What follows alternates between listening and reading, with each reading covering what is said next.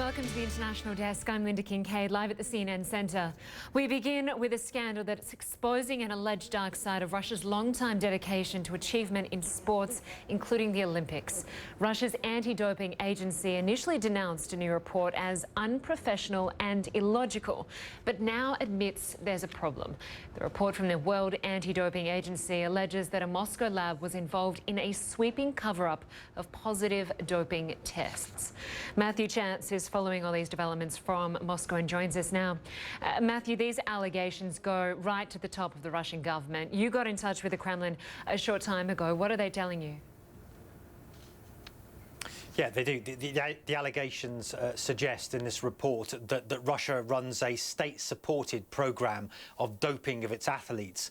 It was one of the more controversial aspects of the report, amongst many others, actually, that were made by it. I've spoken to the Kremlin about it, and they've basically dismissed the report's findings, saying that they were groundless. If the allegations are being voiced, said the spokesman for Vladimir Putin, the Russian president, they should be supported by evidence. If there's no evidence, the allegations can't be trusted, they said. And that denial essentially sets the tone for other Russian officials who have been speaking over the course of the past 24 hours about this report, this very controversial report, which has been a severe blow to the world of athletics in Russia and to the Russian state as well. The Russian sports minister and other officials under him as well are essentially saying, look, there may be some problems in the testing that we carry out with our athletes. We've had problems in the past, but we are trying and have already taken steps to address those problems. And all of the officials are essentially rejecting the idea that there's still a major problem and that the Kremlin is complicit in doping the country's athletes. And so, you know, it's part of the problem, I think, is that the Russian authorities are not accepting at this point that there is a major problem that has to be dealt with. And now, Matthew, both Britain and Australia are backing a call to ban Russia from competing in next year's Olympics in Rio. How is this all playing out in the local media there?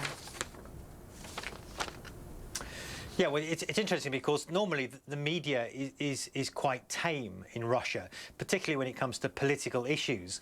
I'd say, though, with sport, there's a lot more independent media out there, and there's a lot of strong passions amongst ordinary Russian people, which the newspapers tend to reflect. So one newspaper, I mean, it's been played down a little bit, but one newspaper had it on its front page, the Sport Express, calling the episode Black Monday, you know, saying that these allegations were essentially catastrophic. I'm paraphrasing them for the Russian world of athletics.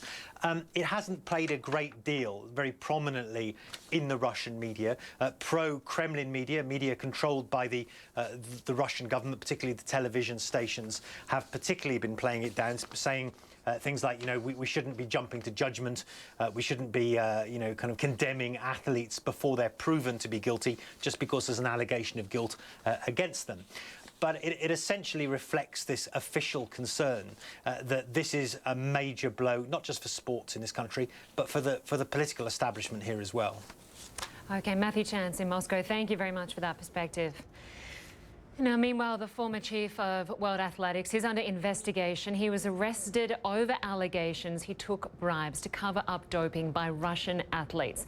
Don Riddell joins me now. Don, these are really serious allegations. Possibly he took up to over $1 million worth of bribes. Where is this investigation at? Well, you know, this is the other side to this story. Of course, there's been a lot of focus and attention, and quite rightly so, on the Russian issue on Monday. But this whole issue of the role that athletics world governing body has played in this story has really been kind of bubbling along for much of this year. Sebastian Coe is the new head of the IAAF. He's only been in the job since August the 19th, and he's already promised a root and branch review of World Athletics governing body.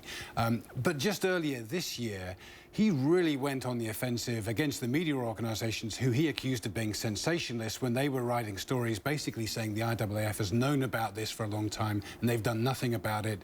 And he referred to it as a declaration of war. Just 6 days ago, we had the former president, Lamine Diack, arrested. He is now under investigation for the, allegedly taking bribes to cover up doping, as you say. That is really, really serious. This is about more than just Russia. This goes to the very heart of the sports governance globally. And so they have a major issue to clear up. And of course, some people are now asking whether Sebastian Coe himself is the man to head up this reform, because he was a vice president for 8 years, and apparently he knew absolutely nothing about it. He didn't smell any kind of a rat at all. And of course, he was even describing Lamine Diack as the spiritual leader of world athletics. And so he has a lot of backtracking to do. Some people feel as though his credibility has been shot almost before he's even got started. He spent a lot of time speaking to the media on Monday, trying to, restore his own credibility. But he really now has to lead by example and leave no stone unturned, because people are questioning his own credibility. Yeah, no doubt, no doubt. And of course, we can't forget the face of this story. A lot of athletes may have missed out on medals because of a Russian taking gold or bronze or silver.